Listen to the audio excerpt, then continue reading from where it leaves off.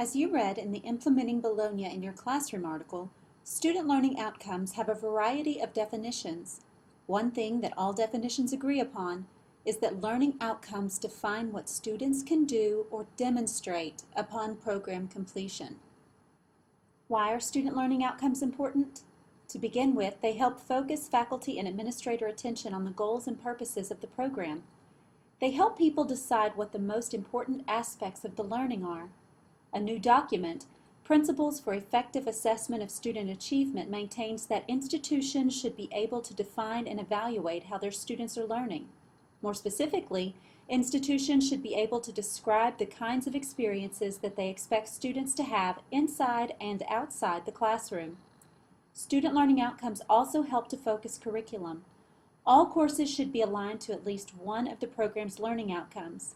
If courses do not align to an outcome, then the program's faculty and leaders should seek to determine if the course is really valuable enough to be a part of the curriculum, or if the program didn't think broadly enough when creating the program's learning outcomes. In addition to driving the curriculum, student learning outcomes provide a focus for measuring success.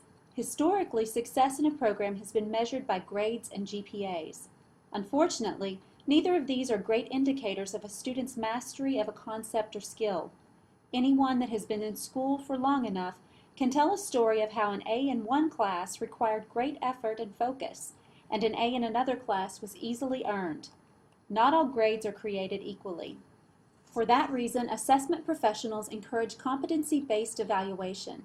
Assessing students' achievement of a single learning outcome focuses a program's assessment so that weak areas can be identified and improved more readily.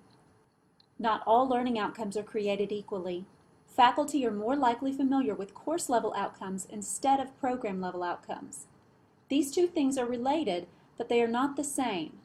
Program-level outcomes are broad statements of what students should be able to do at the program's completion or at certain points in the program. Course-level outcomes are more specific, and they relate directly to the achievements in the course. Course-level outcomes should be aligned to the program-level outcomes, but should be more focused on the individual components of a larger skill. For instance, a program-level outcome might state that students will be able to design and carry out a research project in their field of study. A course-level outcome might be written that applies to a single component of research. An example would be, students will evaluate the strengths and weaknesses of two qualitative research methodologies. There are three categories of learning outcomes: cognitive, affective, and behavioral. Cognitive is what you want your students to know.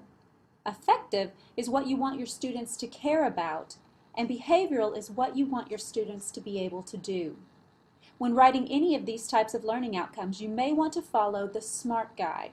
Outcomes should be specific, measurable, attainable, results-focused, and time-focused. Begin your writing process by choosing specific verbs. Learning outcomes are verb-driven, so choose the verb in your outcomes very carefully.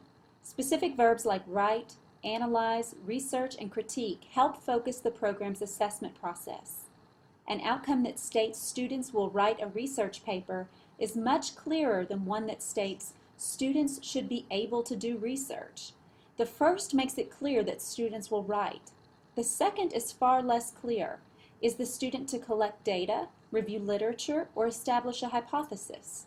There are many aspects of research that could qualify under the do verb. When writing your program's student learning outcomes, it may be useful to reference Bloom's taxonomy of verbs. Bloom's verbs will help focus the outcomes so that they are specific and measurable. Bloom's new taxonomy categorized learning into 6 separate stages, with the lowest being remembering and the highest being creating. You may want to include 1 or 2 outcomes from the lower level of Bloom's taxonomy, but most programs will focus on higher level learning skills for the majority of their program's learning outcomes. For more information on Bloom's taxonomy, see the link in the resources section of the course. Before finalizing your program's outcomes, ask yourself, can the program's students complete this outcome? You should ask students to demonstrate learning that they have opportunities to practice in their program. And you should also know when students should be able to complete the outcome. It may be prior to an internship or capstone, prior to starting an upper level course, or upon graduation.